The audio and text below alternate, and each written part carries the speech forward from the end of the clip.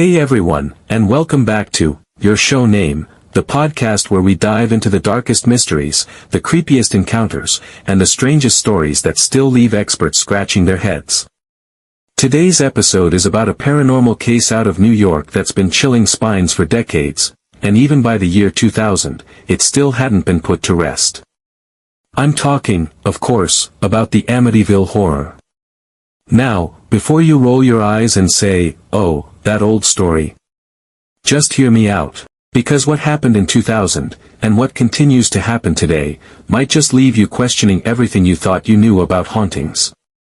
So grab a flashlight, pull your blanket tight, and let's dive into the mystery of New York's paranormal case we still can't explain. Act 1, the true crime that sparked it all. Let's rewind. It's November 13th, 1974. A chilling crime rocks the quiet suburban neighborhood of Amityville, Long Island. A 23-year-old man named Ronald DeFeo Jr. enters a local bar and shouts, "You gotta help me.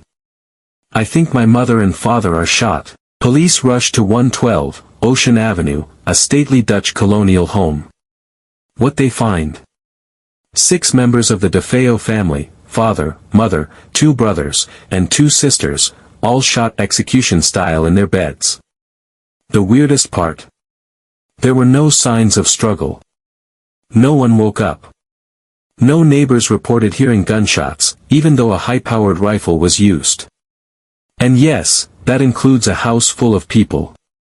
It's like they were paralyzed, or worse, something else was controlling the environment. Ronnie DeFeo eventually confessed to the murders, but his story shifted constantly. At one point, he said voices told him to do it. Later, he claimed he was possessed. Was this the excuse of a killer, or something much more sinister? The Lutz family, 28 Days of Terror. Now fast forward to December 1975. A young couple, George and Kathy Lutz, buy the house at a discount, because, well, 6 murders had happened there. But hey, waterfront property is expensive, right? They move in with Kathy's 3 children. Almost immediately, they report bizarre and terrifying events, green slime oozing from walls. Swarms of flies appearing in winter. A hidden room in the basement painted blood red. Furniture moving by itself. George waking at 3:15 a.m. every night, the exact time the murders occurred. But here's where it gets chilling. Kathy said she levitated off her bed. One of the children claimed they saw a pig-like creature with glowing red eyes staring through the window. And George? He started changing. Becoming angry. Distant. Almost like someone, or something, was taking over. Then, after just 28 days, they fled. Left everything behind. Never looked back. The psychology, or something else? Now, skeptics argue this was all a hoax. They say the Lutz family, possibly in debt, fabricated their story to cash in on the tragedy.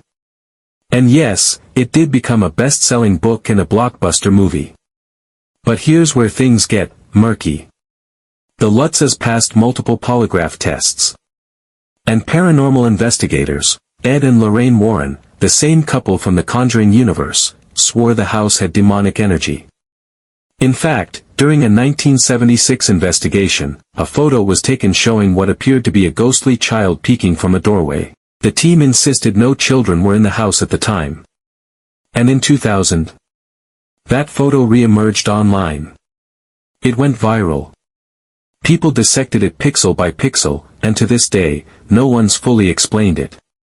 2000 and the reawakening.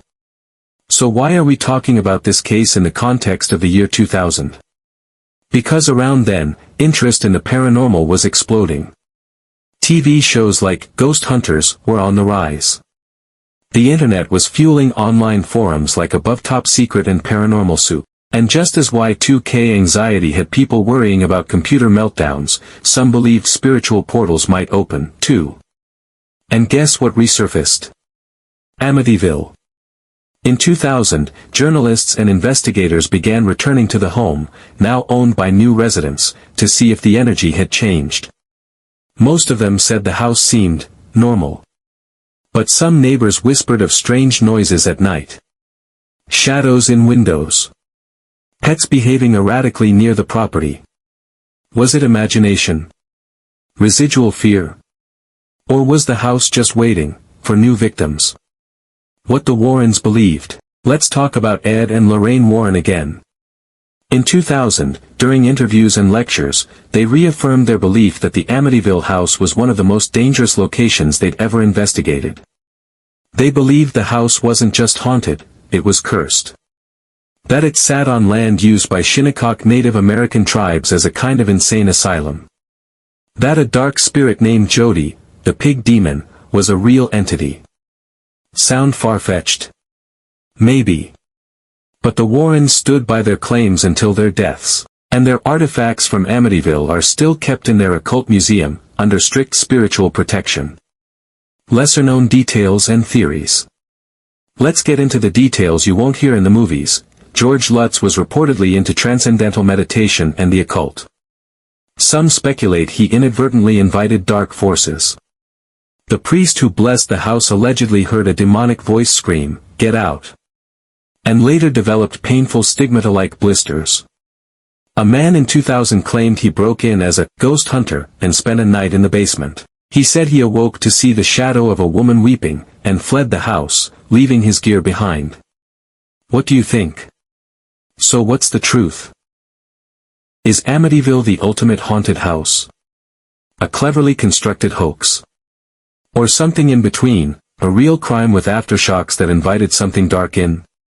And why, 25 years after the events, by the year 2000, was the fascination still alive? Even today, people drive by the house, hoping to catch a glimpse of the infamous windows. Some claim the new owners had to rebuild the facade just to keep thrill-seekers away. So I've gotta ask you. What do you believe? Was it mass hysteria? Or something truly unexplainable? Hit the comments, DM us your theories, and if you've ever driven past 112 Ocean Avenue, tell us what you felt. Thanks for hanging with us on this dive into one of America's most chilling cases. Whether you're a skeptic or a believer, one thing's for sure, the story of Amityville still haunts us, decades later. And who knows? Maybe some houses remember. If you enjoyed this episode, make sure to subscribe, share, and leave a review. Next week, we're covering another eerie mystery, the hotel that checks you in. But you never leave. Until then, keep your lights on.